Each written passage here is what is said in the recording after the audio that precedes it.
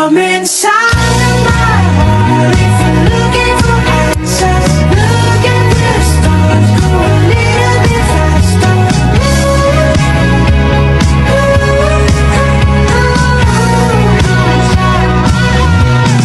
Come inside of my heart if you're looking for answers. Look at the stars, go a little bit faster. Hi, I'm Joshua Benz Biernes, and for today, let's talk about what we learned while making the FCO in OOP.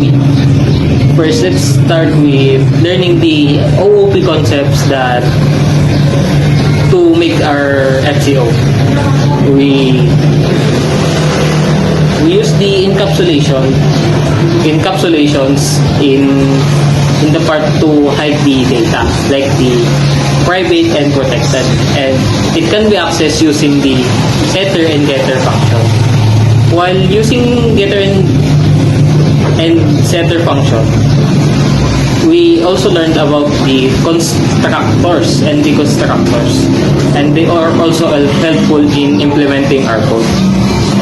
And using the inheritance, we made a derived class of the class vehicle, which contains the car and the motorcycle.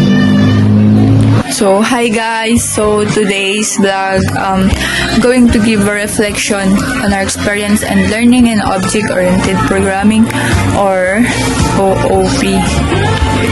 So let's get started. So developing a vehicle rental management system was a challenging but meaningful experience.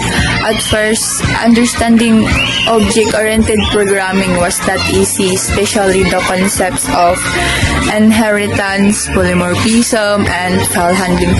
There were times when our code had errors and did not work the way we expected, so we had to review and fix it many times. Through this project, I learned how to organize codes better using classes and objects. I also understand how important OOP is in making programs more structured, reusable, and easier to manage. This experience improved my coding skills and taught me to be more patient in coding. Overall, this project helped me gain more knowledge and confidence in programming. That's all. Goodbye. Vlog namin ay learned how to apply object-oriented programming concepts. In creating a system, I learned how to use classes, objects, and methods, and how to organize code properly.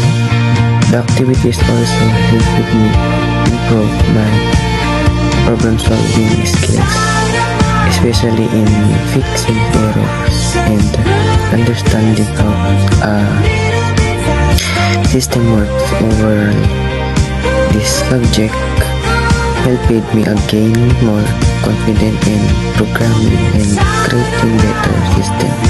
Creating the rental vehicle system helped me understand how object-oriented programming can be used to solve real-world problems. Through this project, I learned how classes, objects, inheritance, and polymorphism work together to make a program more organized, reusable, and easier to maintain. While developing the system, I encountered some challenges such as organizing the code properly and avoiding repeated code by applying inheritance and polymorphism. I was able to improve the structure of the program and make it more efficient. Overall, this project improved my programming skills, problem-solving abilities, and So, hi confidence. everyone! Welcome to our vlog. Ngayon, i-share ko lang ang mga natutunan ko sa mga vlogs na ginawa namin sa buong journey na to.